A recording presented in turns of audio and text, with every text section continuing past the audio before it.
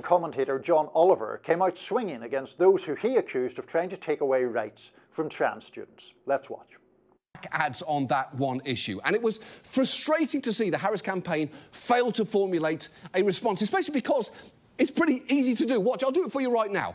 As we've discussed before, there are vanishingly few trans girls competing in high schools anywhere. Even if there were more, trans kids, like all kids, vary in athletic ability, and there is no evidence they pose any threat to safety or fairness. It is very weird for you to be so focused on this subject. And finally, if you genuinely want to address the biggest concern for most girls who play high school sports, you'd be less worried about this and more about the creepy assistant volleyball coach who keeps liking their posts on Instagram. Harry Potter author J.K. Rowling, who has been strident in her views on this issue, she took on John Oliver, writing on X, "Nothing about this feels good because John Oliver generously gave his time for my charity Lumos, and I liked him very much when I met him. But God knows if you ever need an example of motivated reasoning and confirmation bias, this video's for you.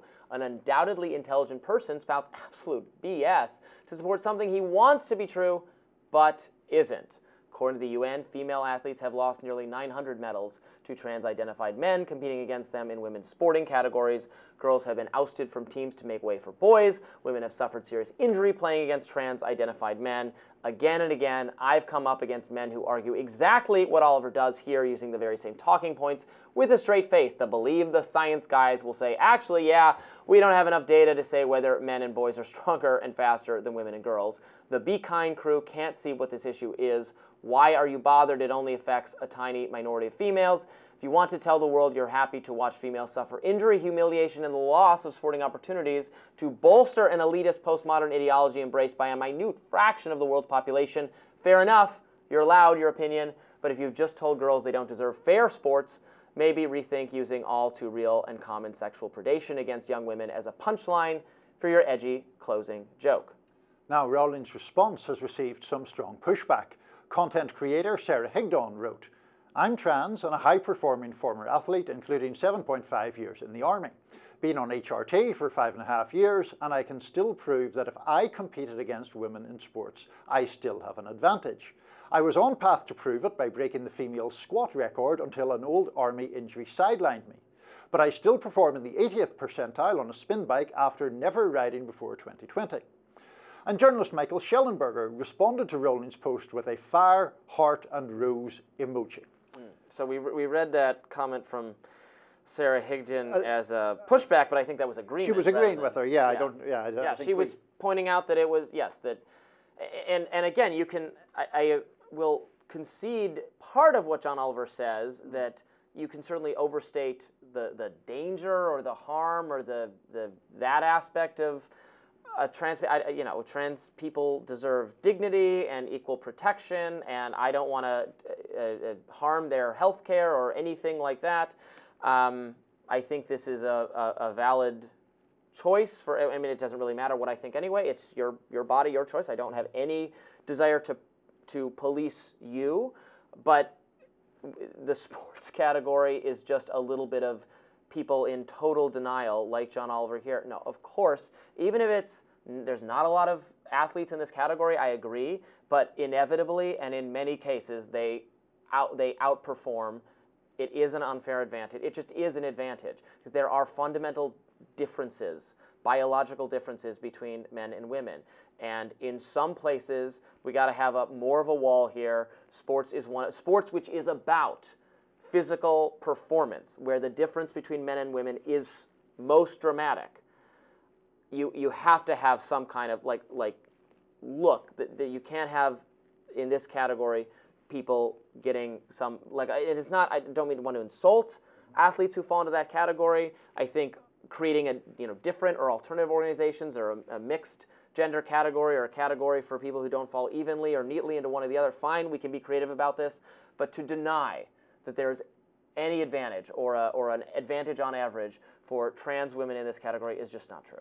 Yeah, I mean, Democrats have got on the wrong side of this specific issue, and I think, to be fair, it may be rooted in a completely decent impulse, which you actually outlined, about allowing trans people to all the dignity and fairness that is required to allow them to live in the gender identity with which they are most comfortable. I don't want to insult anybody in this category either. I think feeling that one is imprisoned in a body of the wrong gender must be terrible for people. The sporting issue, I mean, my objection to it, in a sense, is Democrats are on the wrong side of it, and then I think the right constantly harps on it to press the political advantage. I mean, I think there are far bigger things to talk about in this country, whether it's, you know, poverty or education or you know, people who are in real economic dire straits. When it comes to sport, it is not really deniable that there are biological differences between people born as men and people born as women. And to deny that or try to avoid it just seems not only politically unwise to me. I worry that it actually slows the progress of fair fundamental rights for trans people, because it gets into this argument that loads of people think is just nonsensical, to assume that people in high schools or colleges or anywhere else, that it isn't an advantage. Like, people make an argument that I think is just a really weak argument, which is to say, well, you know, people who grow to 6'7" have an advantage in the NBA over people who don't. Yeah, I know, but that doesn't change the fact that men are generally faster and stronger than women are. Yes. And then that obviously is an issue. So, yeah. I bring this up many times on the show, so apologies if viewers have heard it, but it was obvious to me. I used to coach track for middle school, for like 4th through 8th grade, and I ran track in high school. And, you know, the difference in ability is not always there. You know, up through 7th grade, the female runners were extremely fast. In fact, probably on average, they were faster than the boys, although the fastest player tended always to be a boy. So you could have it competitive in that range, but by the time they get to, even in 8th grade, at the like higher levels of competition, and then certainly by high school, because of biological reality, the difference in ability between men and women diverges starkly. I mean, it diverges so much that the girls were, I would, on average, often faster in 7th and 8th grade than even the girls were themselves later in high school, because your body changes. It's just, it's denying science at some point. And so there needs to be, you know, just as there's different age categories, there has to be separation. It can be different in every sport. It can, you know, depend on how serious the competition is. If it's, you know, not really very serious, you can have people running together, it's fine. But this determines educational outcomes. This is, you know, college opportunities. So it has to be fair. And then it also has to be fair for the accommodations. You know, I want every young person to feel safe and comfortable, certainly. And I tend to think creating additional other accommodations is usually the right way to go than having people who are in the midst or the beginning of some gender-related crisis or change to suddenly say, well, now these are the accommodations you should use, doesn't to me sound like it's in their best interest or some of the interest for the people, for women. I think I would like to have more privacy for everyone in like locker rooms and restrooms. Is just the best way to avoid even bullying of men in male spaces and women in female spaces, even just taking transgender out of the equation at all. But, you know, don't tell me it will never be a problem or never be fraught to have some federal guidance saying, nope, now you have to do it this way. Yeah, so two things there. On the issue, and you used the word fairness, I think this is why this issue has become so damaging for Democrats or for people who are at the most aggressively sort of pro-trans rights position, is they are using the language of fairness, particularly on the sporting question, in a way that millions of people just deem obviously unfair. And it's not, you don't even have to have participated yourself at sports on a high level or have a child who's participated in a high level. People understand that even to be, say, the outstanding high school athlete in any sport in your county requires quite a lot of dedication and work. And if that is then removed from someone who was born female and continues to be female by somebody who was born male and has transitioned, there is a fundamental unfairness to that.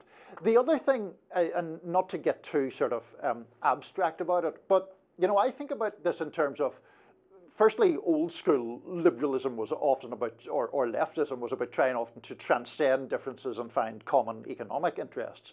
But even beyond that, the battles against discrimination we're typically against discrimination upon the basis of immutable characteristics. So it was race, gender, sexuality, national origin.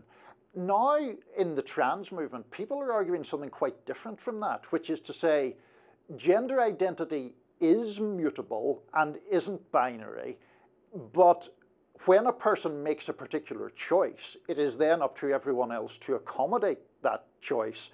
And if they express concerns about having to do so, that is transphobic.